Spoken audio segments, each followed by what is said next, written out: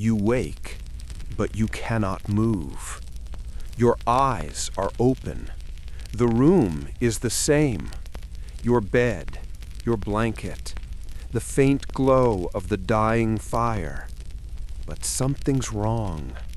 The air feels thick, heavy.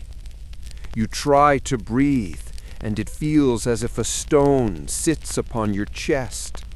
You want to cry out, but no sound comes.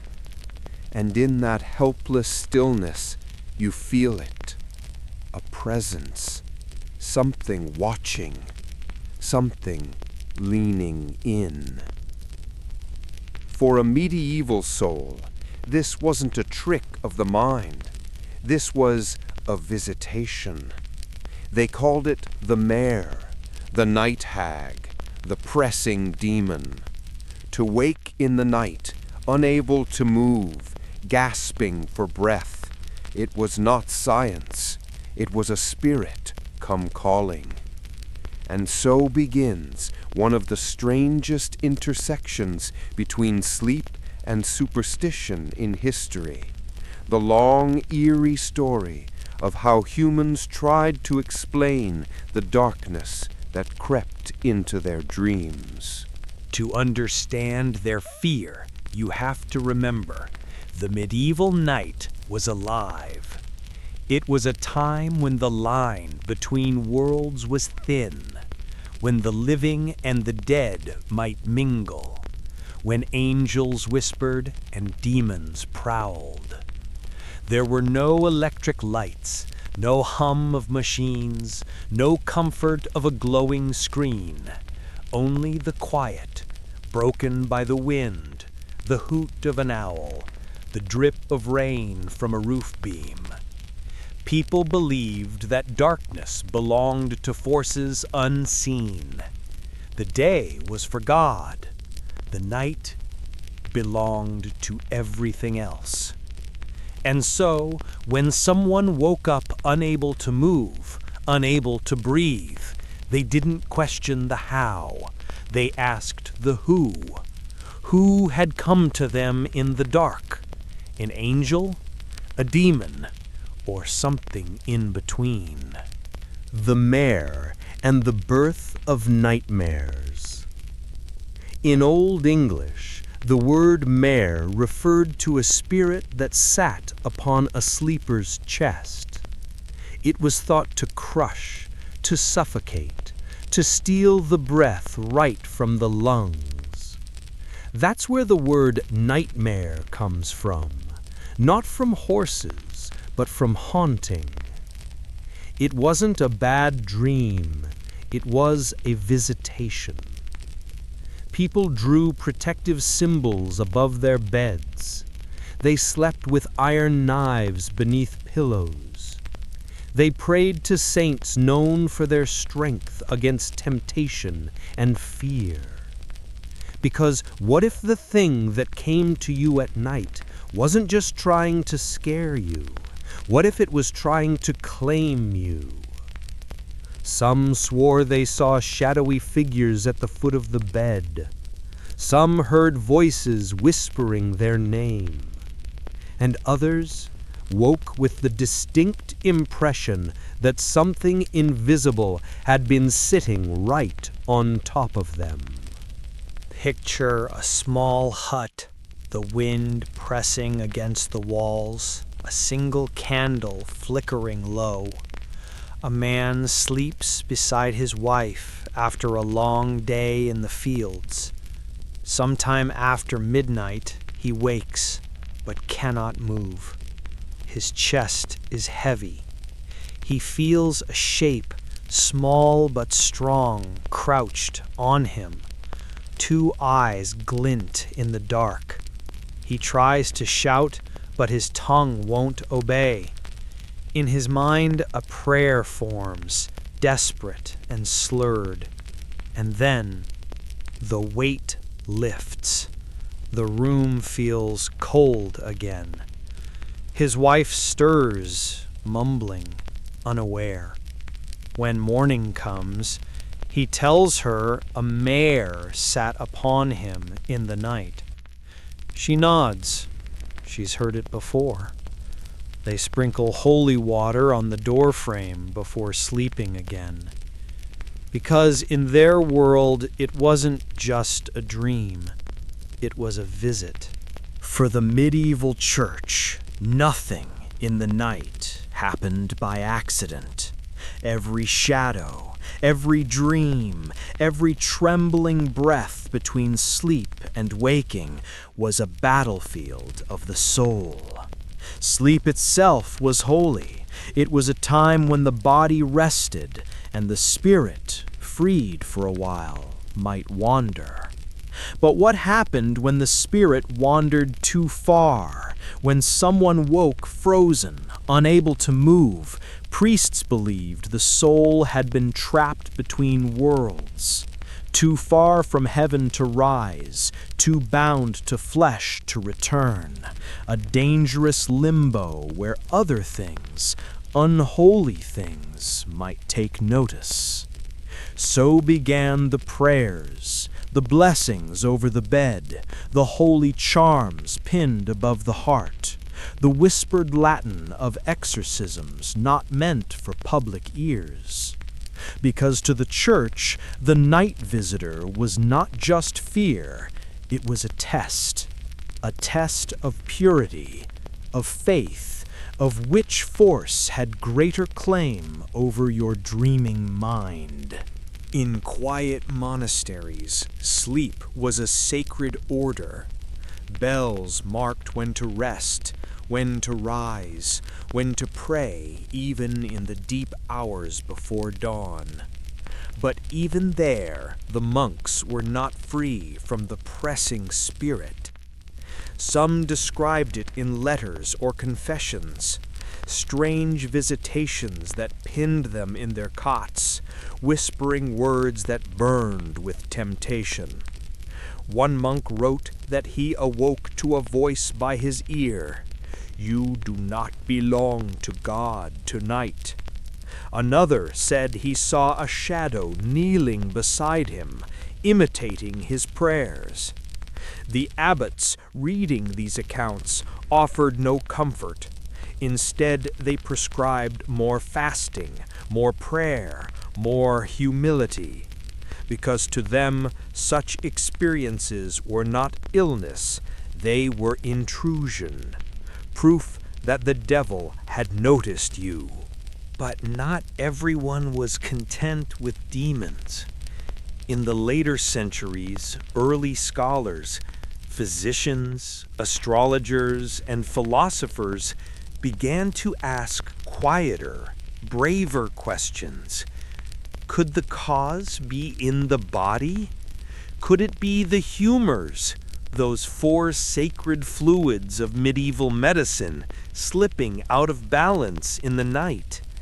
Perhaps too much black bile made the heart sluggish. Perhaps thick phlegm choked the breath. Or perhaps, most dangerously, sleep opened the senses to other realms, where invisible vapors and spirits wandered freely. They called it incubus, from the Latin to lie upon, a thing that pressed, a thing that desired, sometimes a demon, sometimes a sickness of air and blood, but always, always real. Doctors wrote long treatises on it, filled with speculation. What if sleep itself was not rest, but exposure? What if every night when we close our eyes, we drift through a veil too thin to be safe? And so the scholars, for all their reason, ended up where the priests had already been, at the edge of something they couldn't explain. Imagine a scholar, alone in his chamber, surrounded by books and faint smoke from the candle's wick. He's been reading for hours, bent over parchment. His ink has dried. His eyes ache. Finally, he sleeps in his chair. Somewhere in that drifting space between waking and dream, he feels it. The paralysis, the heaviness, the presence. He tries to reason with it, even in panic. This is a humoral imbalance, he thinks, a blockage of air. But the darkness does not care for his theories. It presses closer. And when he finally wakes, trembling, heart racing, he writes down a new line in the margin of his book. The devil does not fear the educated. He merely visits them more politely. There is a peculiar detail in many old accounts of the night visitors. Not every encounter was filled with fear. Some were gentler, strangely intimate. The sleeper would wake unable to move, yet feel the sensation of being touched. Breath on the skin, warmth where no body should be. The terror mixed with something else, something shameful to admit in daylight. And so the stories changed. The demon upon the chest became not just a tormentor, but a seducer. The birth of the incubus and the succubus. The church gave them names because everything needed one. The incubus, the male demon who pressed upon women in the night. The succubus, the female spirit who crept into men's dreams. They were blamed for lustful dreams, for unexplained pregnancies, for desires too wild to confess. Monks who dreamt of women wept in shame, whispering that a succubus had tempted them. Women who woke with strange aches or fears were told an incubus had visited them in their sleep. What had once been a mystery of the body became a matter of sin, and so the church began its quiet war against the darkness within the bedchamber. Imagine a confessional in candlelight. The heavy air, the faint scent of wax and old wood. A trembling voice confesses, "Father, in the night, something came to me." The priest listens, perhaps uneasy himself, for he's heard this before. And every time the details change, yet stay eerily the same. The weight, the paralysis, the feeling of being watched or touched. The priests wrote about it in secret handbooks, signs of temptation, tricks of demons who entered through dreams. To some, it was punishment for vanity. To others, the devil's way of corrupting even the innocent in their sleep. They prescribed fasting, prayer, abstinence, and sometimes, cruelly, public confession.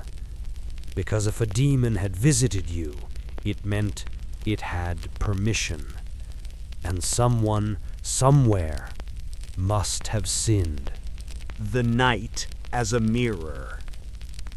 But not everyone was convinced. Some thinkers, often the quiet ones, those who read more than they preached, began to wonder, what if these demons were only the reflections of the self? What if the incubus and succubus were not real beings, but dreams shaped by guilt and desire? After all, they reasoned, if God created the body, then even its impulses must have purpose. Could it be that the devil was not visiting us, but that we were visiting him within ourselves? That question, of course, could never be spoken aloud. People had been burned for less. And so the Church's explanation remained the loudest one, that the night was a battlefield, and sleep the place where temptation whispered most sweetly. A young monk sleeps in his narrow cell, the moonlight faint through the slit of the window. He has fasted too long, prayed too late. When he drifts into sleep, the air thickens. He feels hands on his chest, soft, then firm. He cannot move. When he wakes, sweat beads his brow, his heart racing. He kneels before the cross, whispering his guilt. But deep down, he isn't sure if what touched him was hellish or human, only that it felt real. And so, in shame and confusion, he joins the long line of souls who feared their own dreams. The Nightmare on Canvas. It's the late 1700s. In a London studio, a young painter named Henry Fuseli stares at his canvas.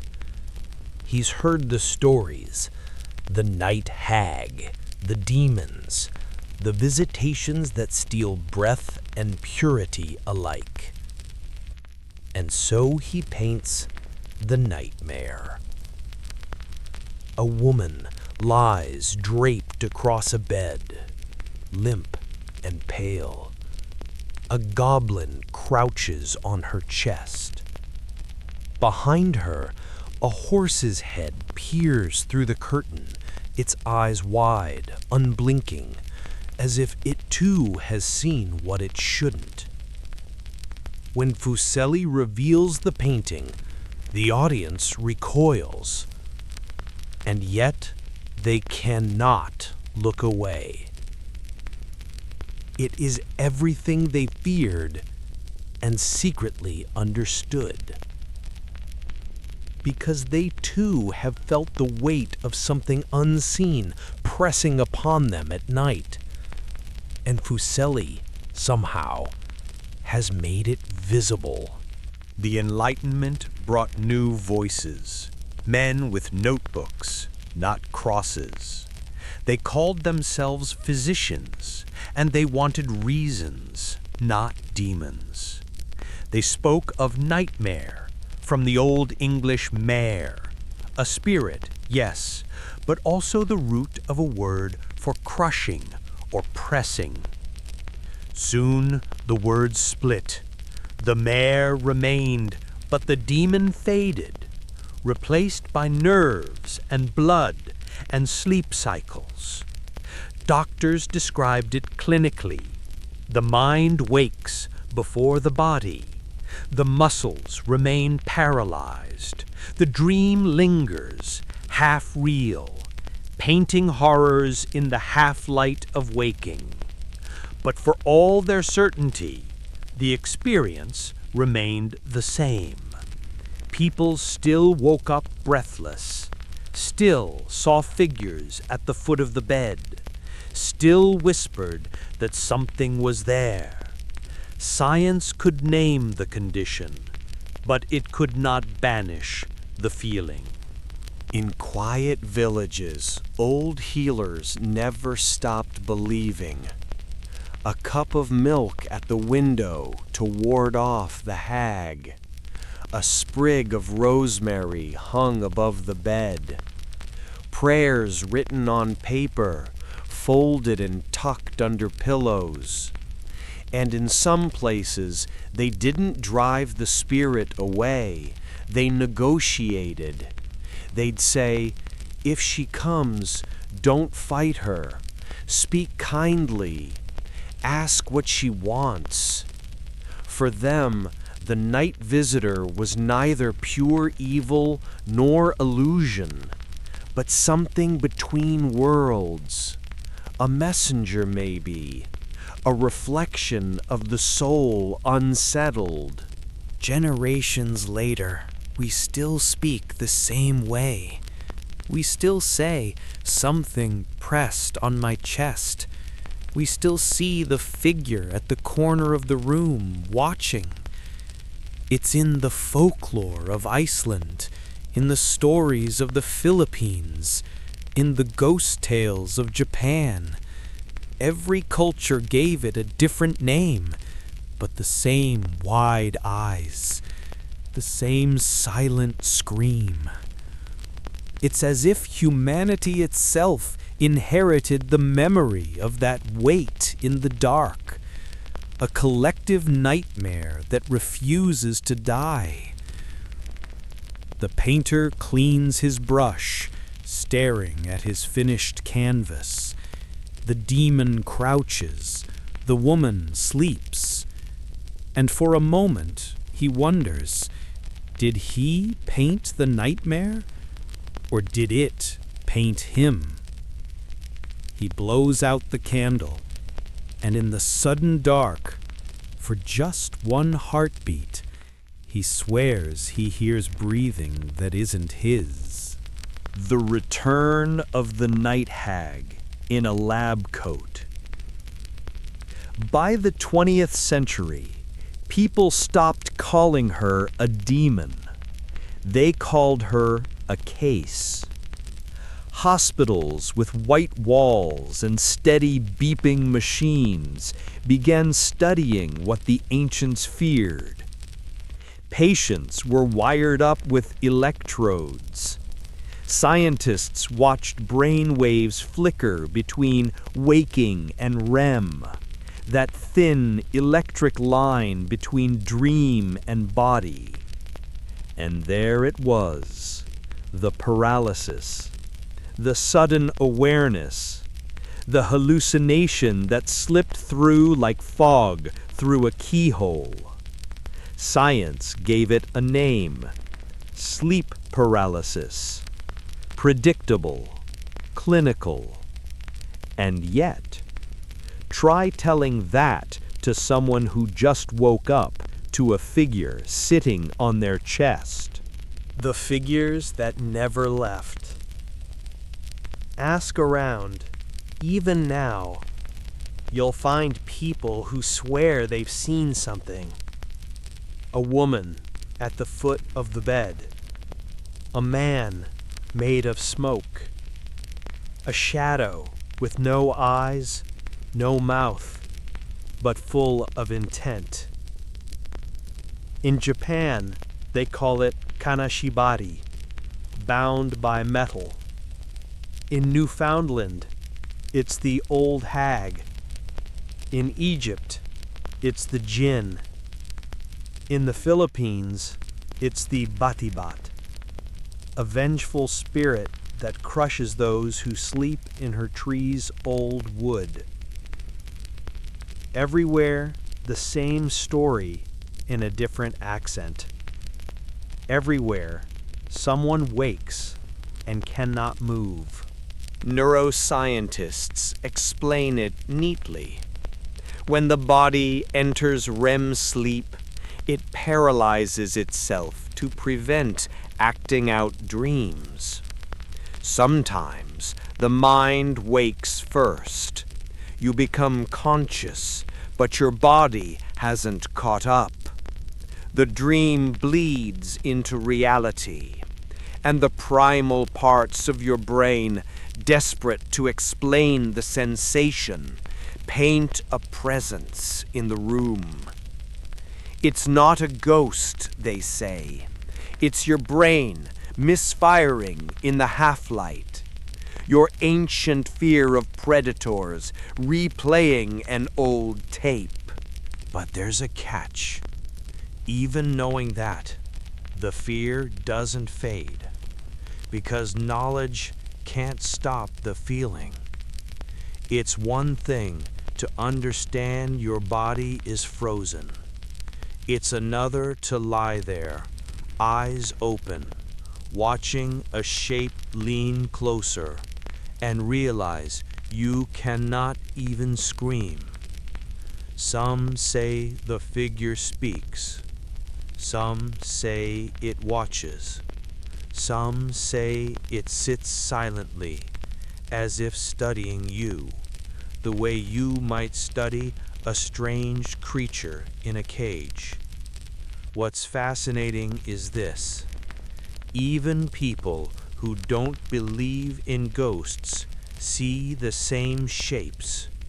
Shadow people, witches, demons. They see what everyone else has always seen, and then spend their waking hours pretending they don't remember. Dream logic, waking fear. One theory says sleep paralysis is the mind's compromise, a place where fear and reason shake hands. It's your brain's last defense before surrendering to full consciousness. A psychological firewall between dream and day. Maybe that's why the figures feel so real, because they are real, in a sense. They're drawn from the same darkness that fuels every nightmare, every whispered story by the fire, every superstition humanity ever invented to explain the things we couldn't face. The hag may have lost her claws and her Latin name, but she's still here, just quieter, more polite, more modern.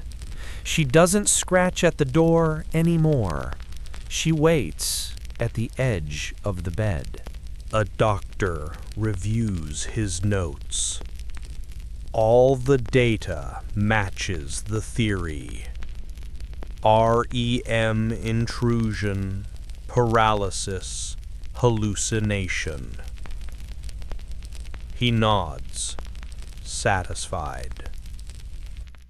Then he reads the last entry, written by a patient.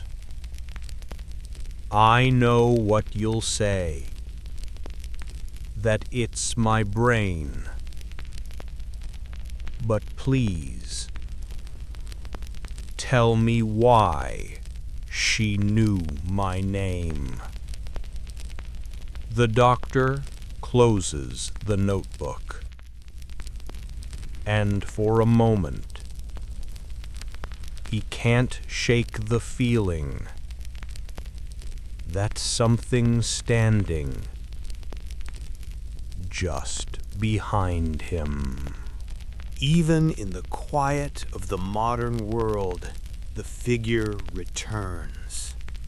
Not as a demon this time, not as a spirit, not as anything you can point to.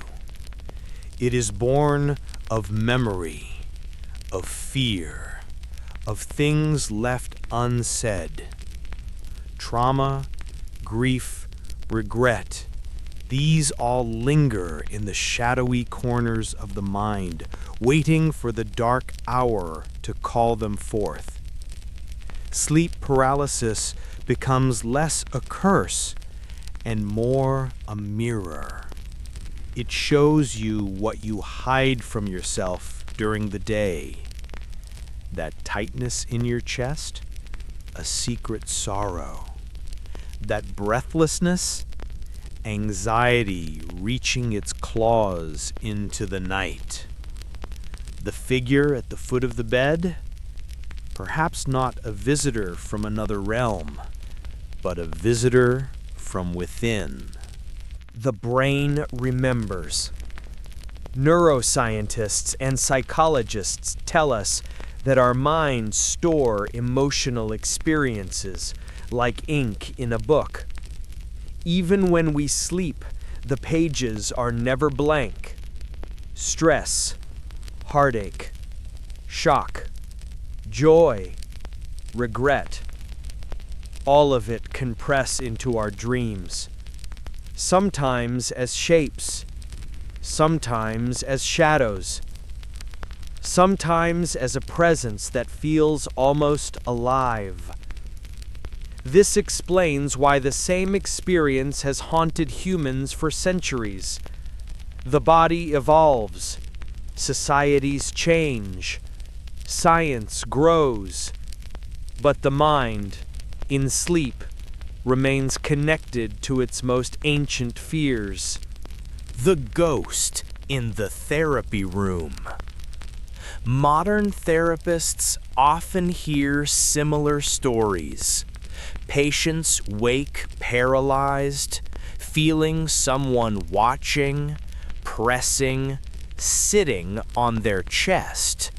Rather than calling it a demon, they ask, "What is your mind trying to tell you? What part of your life feels heavy, unmovable, or unseen?" Some therapies use guided imagery, mindfulness, and exposure techniques to show that the visitor is not outside, but within. The paralysis becomes a teacher.